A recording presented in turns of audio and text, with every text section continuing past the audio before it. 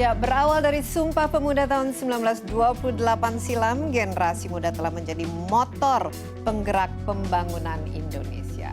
Dalam perjalanannya, negeri ini telah melahirkan para pemuda yang menjadi pemimpin bangsa dengan tantangan yang berbeda di masing-masing era. Kini, di era milenium, generasi muda yang lahir pada tahun 90-an pun mulai tampil menjadi pemimpin yang berkontribusi membangun negeri. Nah, seperti apa gaya kepemimpinan para generasi milenium ini dan bagaimana strategi mereka menjawab tantangan zaman? Ini menjadi bahasan Insight kali ini bersama saya, Desi Anwar.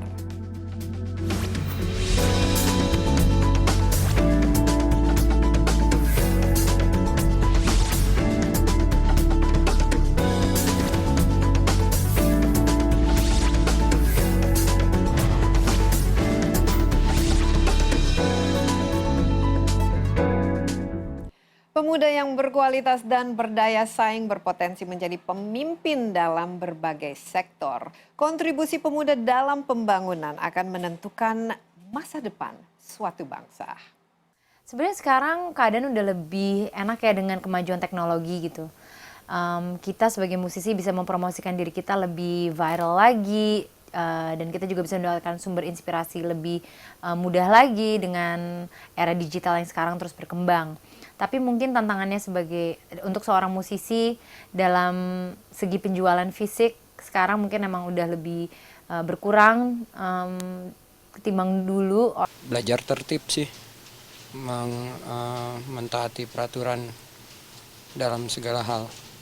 Tantangannya kita mesti lebih smart aja sih, lebih smart, terus ya belajar bahasa di segala macam, terus disiplin itu paling penting karena orang kita itu jam 5 janjian, jam 6 nyampe. Data BKKBN menyebutkan 5 hingga 10 tahun ke depan Indonesia akan memasuki fenomena bonus demografi, yakni jumlah usia angkatan kerja dari usia 15 hingga 64 tahun mencapai 70%. Artinya 2/3 jumlah penduduk masuk ke dalam usia produktif.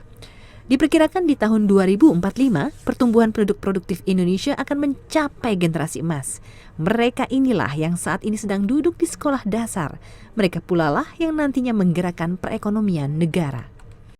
Ini mungkin ada pihak-pihak lain yang tidak menginginkan Indonesia memperoleh bonus ini. Sehingga nanti mereka mengharapkan ada lost generation, ada satu generasi yang akan hilang. Ya, pada saat itulah mereka akan masuk. Jadi upaya dari Kementerian Pemuda Olahraga dalam menyiapkan atau menyambut bonus demografi yang katanya akan kita peroleh ini dengan berbagai program-program unggulan. Program meningkatkan ekonomi kreatif bagi pemuda, kemudian memantapkan wawasan kebangsaan mereka. Jika dipersiapkan dengan baik, bonus demografi dapat melepas ketergantungan Indonesia pada tenaga profesional asing. Sebaliknya, jika momentum ini tidak dimanfaatkan, akan menjadi bencana. Banyaknya SDM produktif yang tidak berkualitas akan menimbulkan masalah, mulai dari pengangguran, kemiskinan, hingga tingkat kriminalitas yang tinggi. Gria Putri, Indonesia. Ya, jumlah penduduk Indonesia diproyeksikan terus meningkat dari 238,5 juta pada tahun 2010 menjadi 305,6 juta pada tahun 2035. Nah, besarnya peningkatan jumlah penduduk ini berpotensi mendatangkan bonus demografi bagi bangsa ini.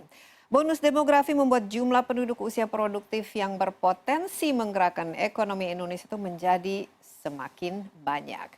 Nah, bonus demografi Indonesia terjadi saat 100 orang usia produktif, yaitu 15 tahun hingga berusia 64 tahun itu kurang dari 50 orang usia yang tidak produktif. Proyeksi pertumbuhan penduduk Indonesia pada tahun 2030 didominasi oleh penduduk berusia 15 hingga 64 tahun, yaitu mencapai 68%. Ya, sementara itu 23% adalah penduduk berusia 0 sampai 14 tahun dan 9% itu di atas 65 tahun. 65 tahun ini yang dianggap sudah tidak produktif. Dan menurut data Badan Pusat Statistik Pertumbuhan Penduduk Usia Kerja 15 hingga 64 tahun diproyeksikan akan terus meningkat dari 2015 hingga tahun 2030. Pada tahun 2015, pertumbuhan penduduk usia produktif itu mencapai 67,3% dan ini terus meningkat mencapai 68,1% pada tahun 2030. Nanti pada tahun 2035 pertumbuhan usia produktif ini akan sedikit menurun menjadi 67,9%. Nah, menurut data Survei Angkatan Kerja Nasional atau Sakernas, tingkat partisipasi angkatan kerja usia 15 hingga 64 tahun pada tahun 2012 hingga tahun 2016 itu semakin turun. Pada tahun 2012 misalnya itu sebesar 69,59%. Sementara pada tahun 2015 ini turun menjadi 69,50% dan tahun 2016 ini kembali turun menjadi 68,06%. Dan tahun ini angkatan kerja mencapai 127 juta jiwa dengan pengangguran terbuka 7.024.000 jiwa. Produktivitas penduduk usia produktif dipengaruhi oleh kualifikasi pendidikan yang dimilikinya. Pada Februari tahun 2016, pekerja dengan pendidikan sekolah dasar itu merupakan yang paling banyak, yaitu sebesar 12,1 juta orang. Dari lulusan universitas 8,7 juta dan yang tidak atau belum tamat SD itu sebesar 4,6 juta. Ya, setelah informasi berikut akan hadir dua pemimpin muda yang akan berbincang tentang apa-apa saja tantangan yang dihadapi generasi muda serta bagaimana kontribusi mereka dalam pembangunan bangsa. Tetaplah bersama Insight.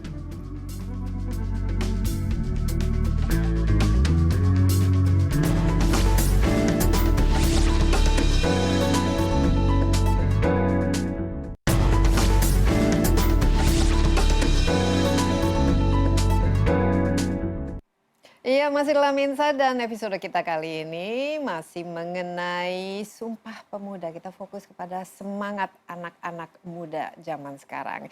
Ya, di usia yang relatif masih muda, Emil Dardak meraih gelar pendidikan tinggi dari beberapa universitas di luar negeri. Emil pun sukses meniti karirnya dengan menduduki jabatan penting di sejumlah perusahaan.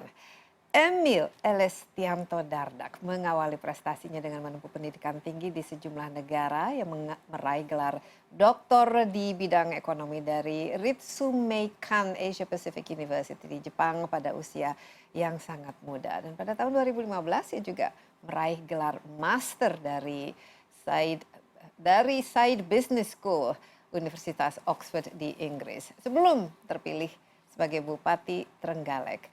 Emil Dardak menjabat sebagai Executive Vice President di perusahaan BUMN Penjaminan Infrastruktur Indonesia. Saat menjabat sebagai Bupati, ia kembali meraih prestasi dengan terpilih sebagai Co-President United Cities and Local Government atau UCLG untuk periode kedua tahun ke depan. Dan usaha dan kerja keras dapat membawa seseorang meraih kesuksesan di usia yang sangat muda.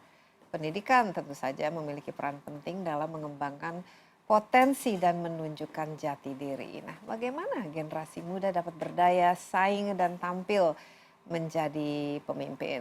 Saya telah ditemani oleh Emil Dardak, Bupati Trenggalek, Jawa Timur. Emil, halo, apa kabar?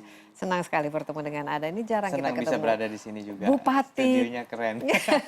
Bupati yang masih muda, berprestasi luar biasa ya usianya sekarang. Belum 35, 32 ya? 32. Jadi waktu ikut pilkada 30. 30. Terus 31 dilantik ya.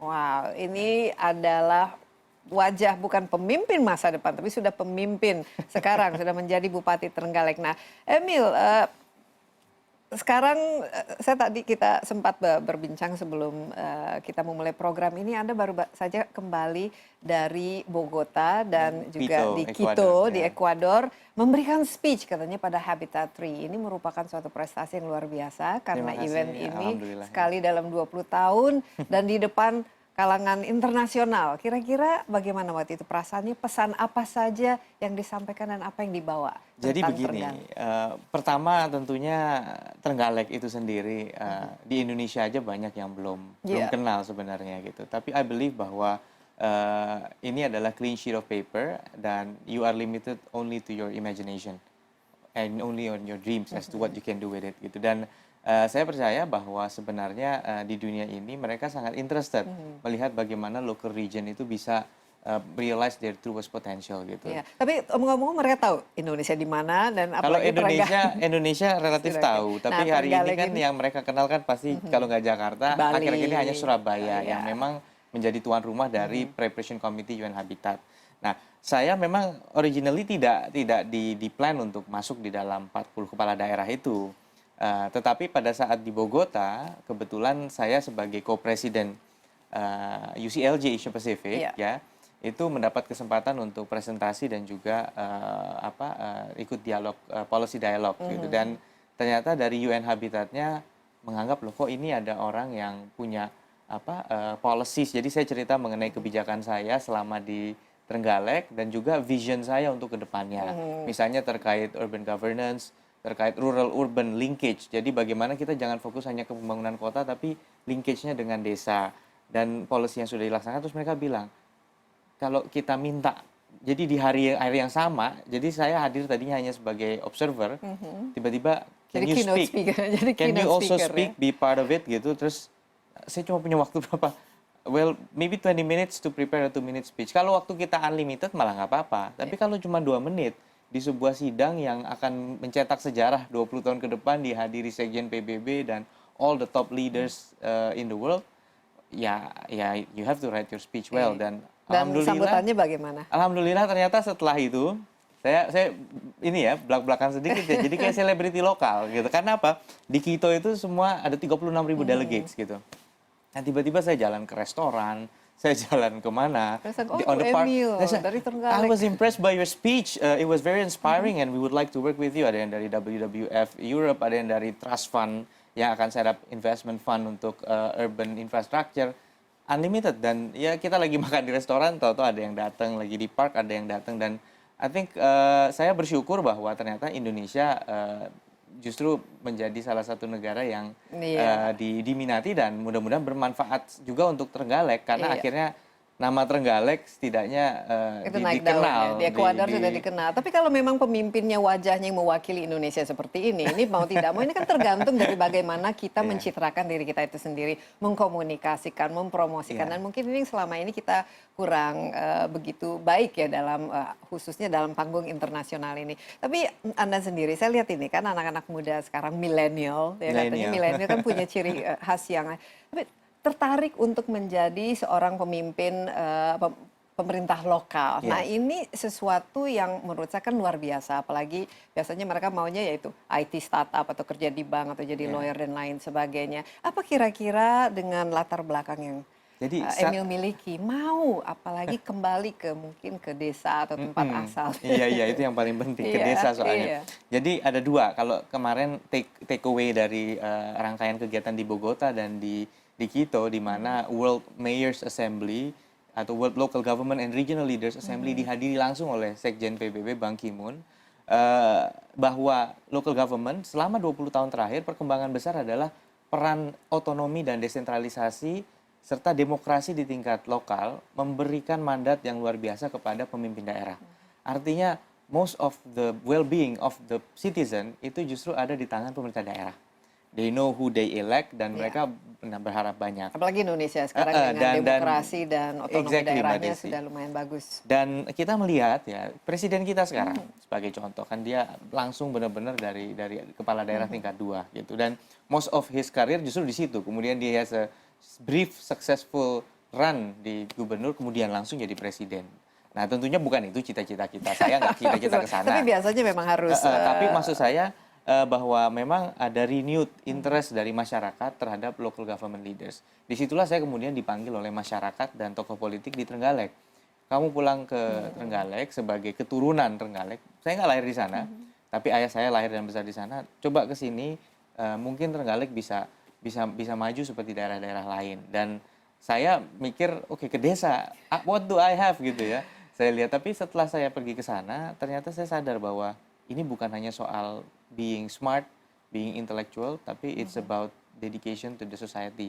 Kita di sana akan menghadapi masyarakat yang kalau nggak dibantu pemerintah dengan distribusi pupuk yang fair, kalau tidak dibantu dengan distribusi alat pertanian yang baik, kalau tidak difasilitasi perizinan industri rumah tangganya, mereka mungkin nggak bisa makan gitu. Iya.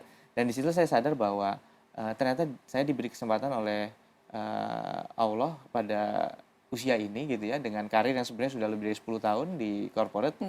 Mungkin ini saatnya give back. Iya, pertama kali ini kan baru beberapa bulan. Ini ada culture shock atau bagaimana? Ada semacam adjustment baik dari segi psikologis, mental, dan juga mungkin kesiapan yang melakukan tugas. Ini kan mengemban tugas sebenarnya dengan penuh dedikasi dan ada. Bukan kita jangan namakan culture shock kali ya, tapi bahwa ada apa ya, expectation dalam arti karena selama gap. ini kan dunianya kan beda kan, expectation gap mungkin ya, bahwa ternyata apa yang kita anggap sebagai achievement di corporate ya, kita punya KPI yang jelas, itu tidak bisa necessarily di-apply pada saat kita menjadi kepala daerah gitu.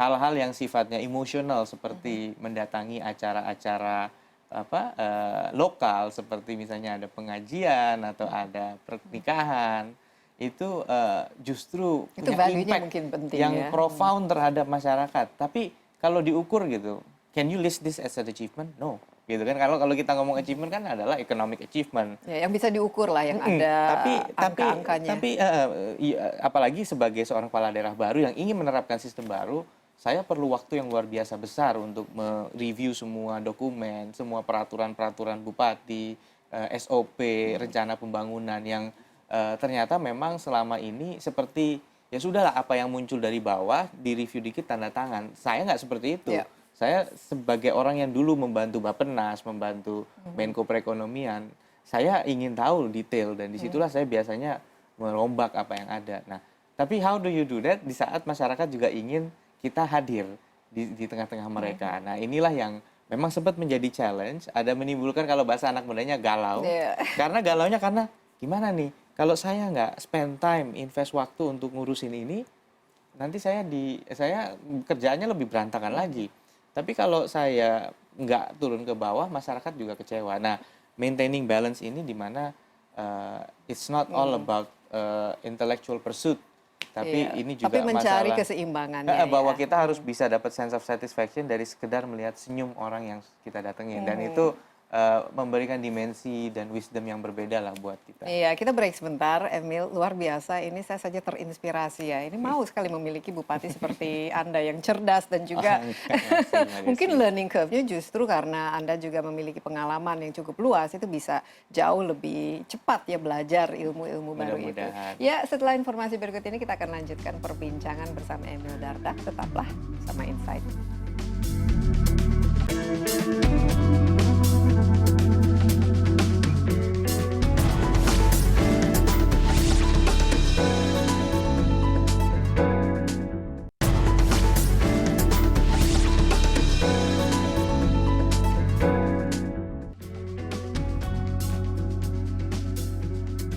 Iya, kita masih dalam Insight dan kita juga lanjutkan perbincangan bersama Emil Elistianto Dardak, Bupati Trenggalek, Jawa Timur yang sekarang usianya genap 32 tahun ya.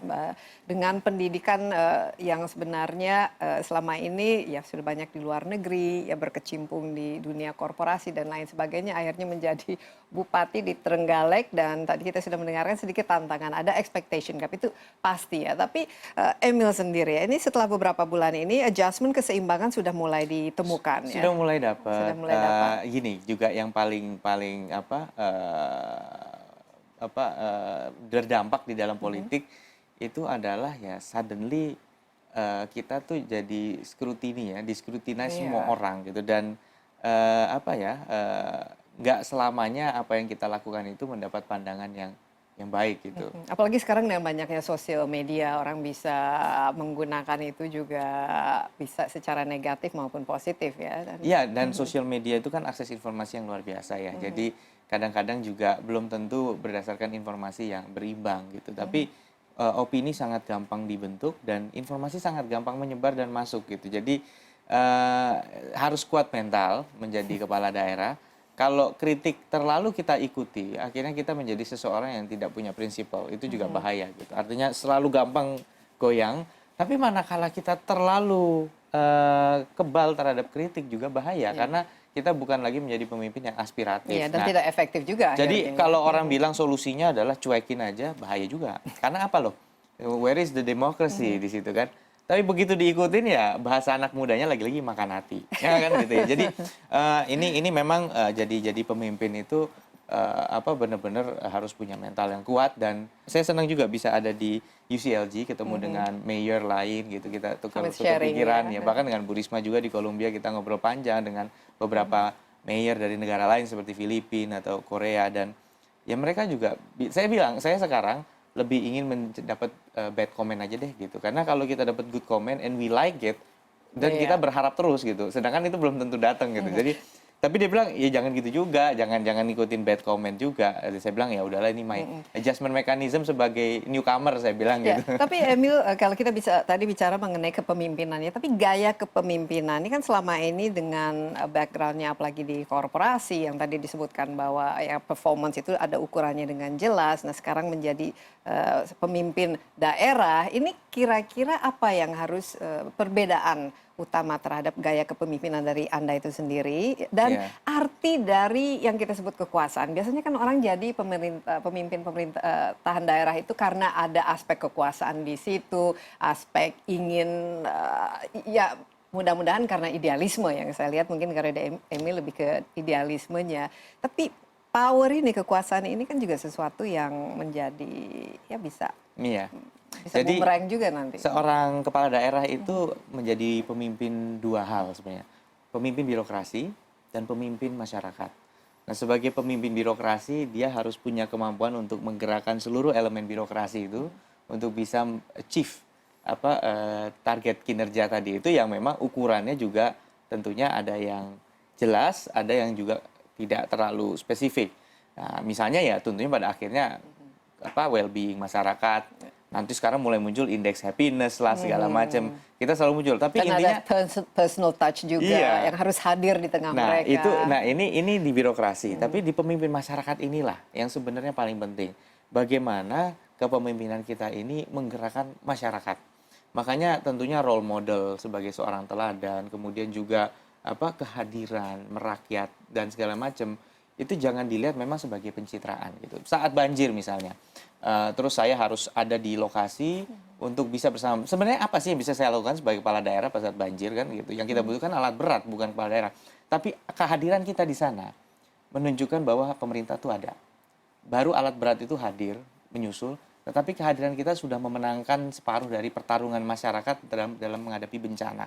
Itu yang saya dapat gitu. Nah, sebagai seorang pemimpin kan harus yang tadi visi misi harus dimiliki dan juga strategi dan mau tidak mau ya ini kan Emil sendiri yang harus memimpinnya. Kira-kira dari visi misi itu sendiri dan target apa saja dan apa yang Emil merasakan bahwa wah ini adalah KPI bagi saya sendiri gitu. Karena kan harus mau tidak mau kan menentukan apa sih achievement yang jadi saya melakukan ada satu framework yang selalu saya bawa kemana-mana gitu. Bahwa seorang pemerintah daerah itu setiap pemerintah daerah ada 4 hal yang harus dikerjakan. Membangun. Jadi kayak konstruktor dia bangun gedung, bangun jalan, bangun apa. Kedua memberikan pelayanan. Ini soft aspeknya, kesehatan, pendidikan. Yang ketiga terutama di kabupaten adalah membina ekonomi rakyat. Karena we have to really nurture the local economy gitu. Nggak bisa autopilot aja masyarakat dikasih kebijakan yang tepat langsung bisa sukses gitu. Mereka harus kita dan yang keempat yang kadang-kadang suka dilupakan adalah good governance nih. Ngurusi keuangan dan procurement, pengadaan segala macam juga harus benar. Dan kadang-kadang kita nggak mengapresiasi mereka yang kerja di sini. Nah ini accountability. Nah tapi ini siapapun pemerintahnya akan melakukan sana. What difference do I want to bring in my leadership? Itu ada 4 karakter saya lagi. Nah ini dalam menjalankan 4 fungsi ini ada 4 karakter. Yang pertama agile and responsive. Artinya kalau bisa hari ini kenapa harus besok? Kalau bisa sekarang kenapa harus nanti? Nah ini saya buka dengan melakukan kanal akses aspirasi langsung ke saya melalui email trenggalekmembangun@gmail.com, SMS ada 0822 3334 3800, langsung connected ke website trenggalekmembangun.id yang nanti akan merekap semua komen yang masuk sehingga harapan saya dengan kanal aspirasi dibuka seluas-luasnya saya nggak butuh nggak mungkin. Trenggalek itu Iya. luasnya 2 kali Singapura dengan penduduk hampir 1 juta. Bagaimana bisa dapat semua permasalahan? Lebih baik kita jemput bola, kita kasih kesempatan akses luas-luasnya untuk mereka masuk. Dan di situ kemudian kita tunjukkan kita bisa responsif. Nah, yang kedua adalah kebersamaan dengan masyarakat. Tadi kita bicara kepemimpinan di masyarakat. Maka kalau kadang-kadang ada yang punya perspektif salah. Pada saat komunitas bisa menyelenggarakan sebuah event bagus, terus apa, mereka bilang, loh ini loh tanpa dukungan pemerintah. Saya bilang, that's how it should be. Karena pemerintah nggak mungkin bisa menggerakkan semua. Iya, Nah, tapi yang untuk penting mesinnya atau sistem dan iya, dan untuk birokrasinya menyemangati jalan. itulah, saya pastikan bahwa fokus saya adalah bagaimana kita mereward dan memberikan leverage kepada community. Misalnya ada komunitas yang sekarang sudah bisa mengelola kawasan hutan kota menjadi sirkuit downhill nasional. Kemudian ada komunitas yang sudah bisa mengembangkan kepedulian terhadap alun-alun dan ruang terbuka hijau. Ada juga yang membuat PAUD Iya. inklusif untuk orang cacat. Nah, 2 hal terakhir yang secara singkat adalah sinergi eksternal seperti yang saya lakukan di UCLG, bahwa kalau kita bersinergi secara eksternal, Trenggalek bisa leapfrog. Dia nggak bergerak step by step tapi langsung leapfrogging. Iya. Dan yang terakhir, sistematik ini yang kadang-kadang kurang. Sistematik itu artinya kita harus punya grand design ke depan. Saya tanya kadang-kadang kepada tim saya, bagaimana Anda menentukan proyek jalan ini dibangun di sini sana?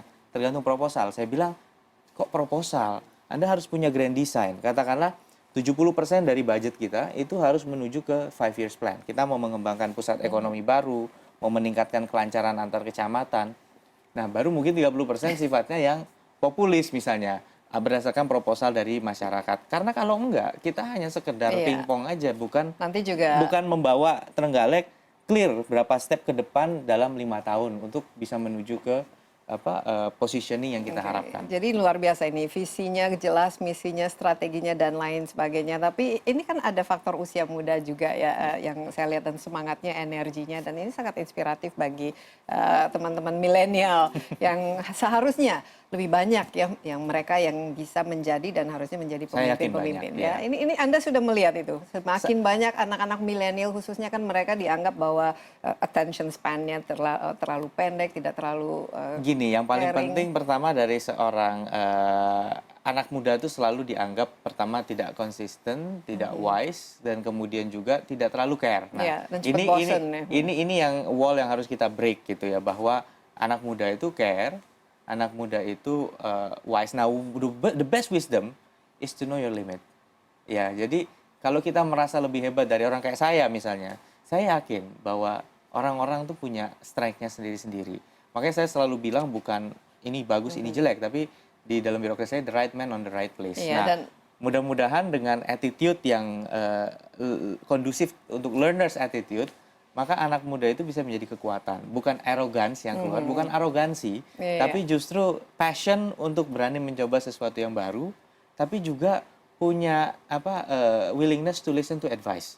Nah, pada saat 2 hal ini digabungkan, insya Allah kaum muda ini bisa menjadi driving force untuk Indonesia. ke Mungkin depan. singkat saja Emil, karena Anda juga putra daerah, jadi pasti acceptance terhadap diri Anda juga jauh lebih mudah ya, misalnya karena sudah dikenal dan lain sebagainya. Tapi selama ini apa reaksi atau feedback atau hubungan khususnya mungkin mereka yang ada timnya, anggota timnya atau anggota anak buahnya itu usianya itu jauh lebih tua. Iya. Itu ini kan pasti ada. Saya beruntung Mbak Desi bahwa sepanjang karir saya memang sudah bekerja, saya mengenal namanya 360 degree leadership.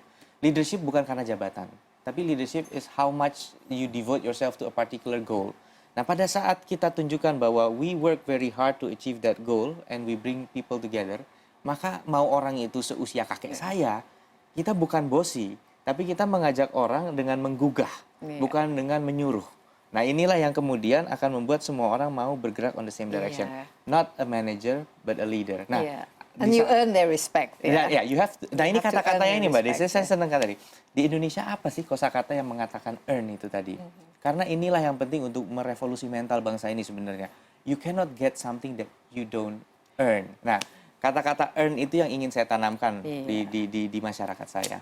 Luar biasa Emil, sukses ya. Terima Nanti kasih, Mbak kita Desi. juga akan mudah-mudahan bisa berkunjung ke Trenggalek Sangat melihat ditunggu, ya. kemajuan-kemajuan yang akan dilakukan. Kelihatannya plannya, rencananya itu sudah jelas. Amin, Mudah-mudahan mudah-mudahan. sukses dan semoga juga menginspirasi Terima kasih. teman-teman anak-anak muda lain untuk mengikuti jejak Anda menjadi seorang pemimpin Amin. daerah yang siapa Ya. tahu nanti arahnya kemana. Terima kasih dan senang bisa ada di CNN. Iya, oke. Dan selain informasi berikut ini, kita akan lanjutkan juga perbincangan bersama seorang anak muda lain yang tidak kalah menginspirasi dan juga berprestasi. Nah, siapa dia? Tetaplah bersama Insight.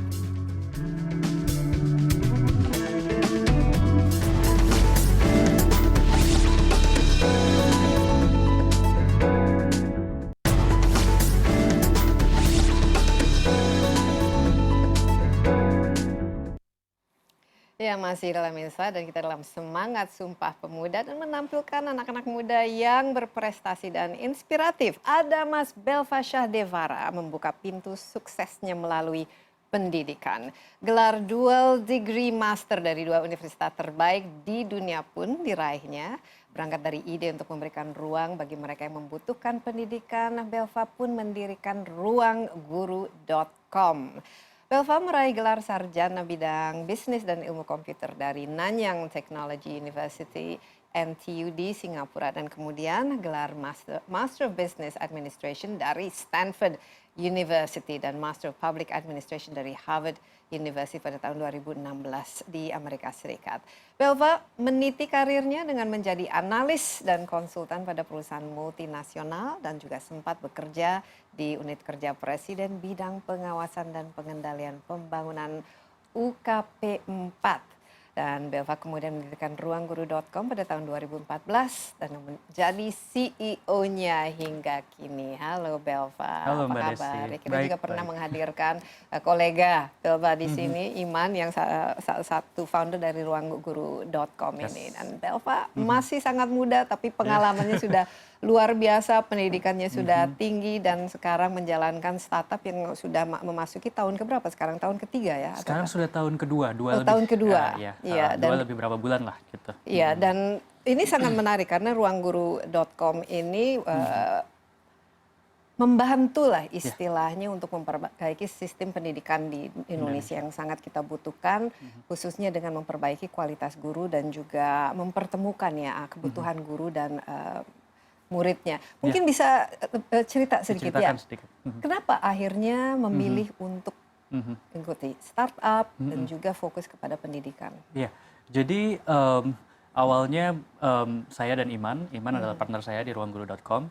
Gitu, kami memang sudah concern terhadap bidang pendidikan dari cukup lama gitu. Jadi waktu saya masih jadi konsultan, sebelum saya sekolah di Amerika juga project saya kebanyakan di bidang pendidikan. Begitu juga dengan Iman gitu. Jadi kita sudah concern dengan hal itu dan kita juga melihat bahwa sistem pendidikan di Indonesia itu masih jauh sekali jika dibandingkan dengan negara-negara yang sudah maju gitu. Jadi kemarin itu ada research yang bilang kalau kita butuh masih 128 tahun untuk catch up dan itu hanya untuk Jakarta. Ini hanya untuk catch up Jakarta ya, 128 Jakarta tahun. untuk catch up. Kalau dengan business as usual seperti sekarang ini. Yes. Jadi Iman dan saya tentunya berpikir kalau kita tahu teknologi, kita masih muda dan kita mungkin ada di prime age gitu. Jadi kita itu adalah native user dari teknologi, kita punya kapabilitas untuk melakukan itu juga dan kita punya idealisme juga gitu. Jadi kita mendirikan namanya ruangguru.com gitu. Mungkin singkat cerita ruangguru.com sekarang sudah ada di 15 provinsi dan di 90 kabupaten kota di Indonesia. Iya. Jadi kita ada banyak kerjasama dengan pemerintah. Jadi kita bekerjasama dengan mereka untuk supaya di kelas itu jadi bisa menggunakan teknologi supaya murid-muridnya juga lebih tahu kalau teknologi itu kan bisa jelas analisisnya gitu. Jadi saya kuatnya di mana sih, topik apa, saya lemahnya masih di topik apa sih, saya ternyata topik ini sudah bagus tapi ngerjainnya masih lambat gitu. Jadi semua itu analisisnya bisa otomatis disajikan kepada murid, guru, sekolah, dan pemerintah. Gitu. Oke, nah penggunaannya selama ini dan pencapaiannya dalam 2 tahun ini bagaimana Anda lihat Belva? Apakah sudah ada paling tidak kelihatannya perbaikan baik kualitas guru itu sendiri? Betul. Karena tadi Belva mengatakan membantu dan bekerja sama dengan pemerintah juga kan, khususnya pemerintah daerah kan dalam hal membantu pendidikan. Ya, jadi sekarang sudah ada sekitar 300 sampai 400 ribu orang murid di ruangguru.com dan sudah ada 50 ribu guru juga di ruangguru.com. Jadi kita sudah lumayan besar lah gitu. Cuman masih jauh kalau dibandingkan dengan jumlah siswa di Indonesia itu kan ada 50 sampai 60 juta siswa gitu. Jadi masih jauh. Cuman kita sudah mulai ke sana. Jadi untuk contoh-contohnya adalah kita juga sangat kaget gitu ketika kita ke pemerintah-pemerintah daerah gitu di provinsi, di kabupaten, kota, ternyata kepala daerah itu sangat hungry terhadap innovation gitu. Jadi mereka itu pengen gimana sih saya membenahi pendidikan ini dengan teknologi. Cuman biasanya mereka adalah oh saya pengen tapi saya nggak tahu caranya. Dan disitulah ruang guru bisa masuk gitu. Contohnya misalnya di DKI Jakarta tahun lalu kami adalah partner untuk persiapan UKG atau uji kompetensi guru. Jadi guru itu ternyata yang lumayan ditakuti oleh guru-guru ini.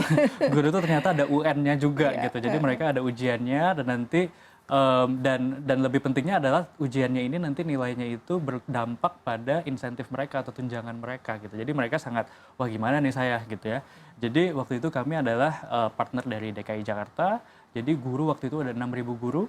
Itu latihan dulu di ruangguru.com, jadi mereka udah jelas gitu. Oh ternyata saya masih salah-salahnya di sini. Ini bimbel buat guru-guru. Betul, salahnya masih di sini atau yang benar sudah di sini. Jadinya waktu itu kita juga melihat improvement di skor itu di Jakarta dan lumayan. Nah tadi Belva mengatakan ada hal menarik. Kalau kita business as usual saja, apalagi dengan kualitas pendidikan yang kita miliki sampai saat ini dan juga budget atau funding yang ada dalam dunia pendidikan, 128 tahun untuk catch up dengan negara-negara maju itu hanya untuk Jakarta. Nah dengan adanya teknologi ini, kita kan harusnya bisa leapfrog. Khususnya kalau teknologi ini sudah bisa tersebar ya. Biasanya kan ketimpangan antara kota dan daerah itu sering terjadi.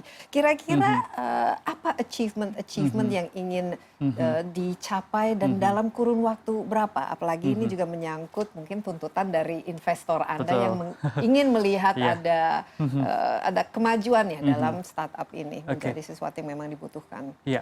Jadi jika ada satu hal yang pemerintah bisa lakukan untuk leapfrog gitu yang tadi, untuk ada loncatan ke depan gitu. Jadi nggak perlu 128 tahun. Kalau hanya 10 tahun kalau bisa lebih bagus kan. Itu adalah harus berbasiskan data. Jadi apapun yang mereka lakukan harus berbasiskan data.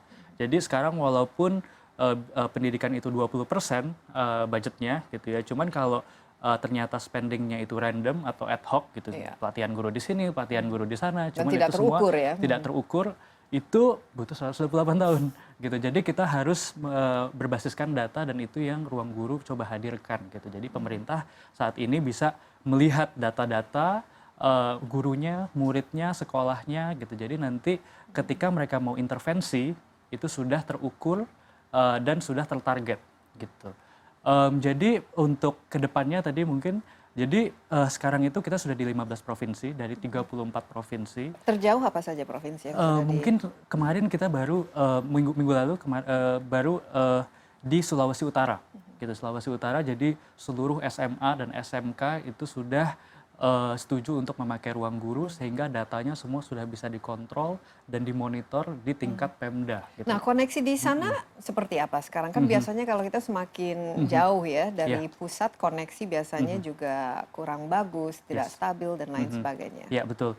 Jadi itu memang tantangan kita. Cuman saat ini pemerintah kan sudah ada program Palaparing itu jadi tahun 2018 500 kota kabupaten itu sudah akan terkoneksi gitu. Tapi sekarang memang masih ada tantangan itu dan kami dari Ruang Guru menyikapinya adalah kami membentuk website kami itu ada offline mode namanya. Offline mode itu jadinya mereka itu nggak selalu harus terkoneksi dengan internet, tetapi dia bisa begitu ada internet dia download dulu, terus dia bisa kerjakan secara offline. Nanti kalau ada internet lagi bisa tersinkronisasi gitu.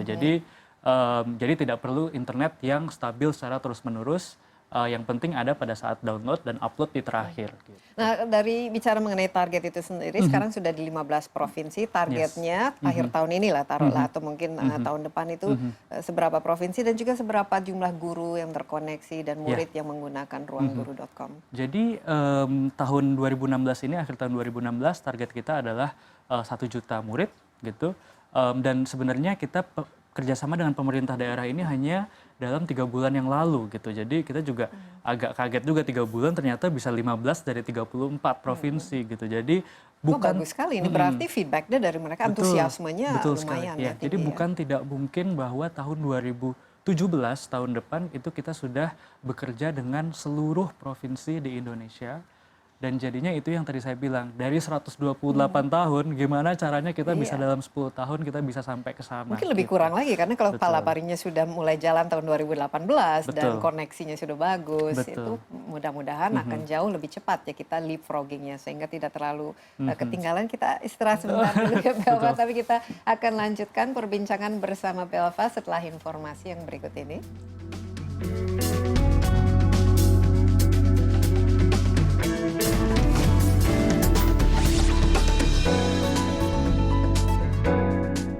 Langsung ke sana. Nah, untuk- ini kan memerlukan investasi ya biasanya kalau startup dan lain sebagainya. Apa kira-kira yang merupakan pitching Anda atau meyakinkan Anda bahwa investasilah bersama saya Ya.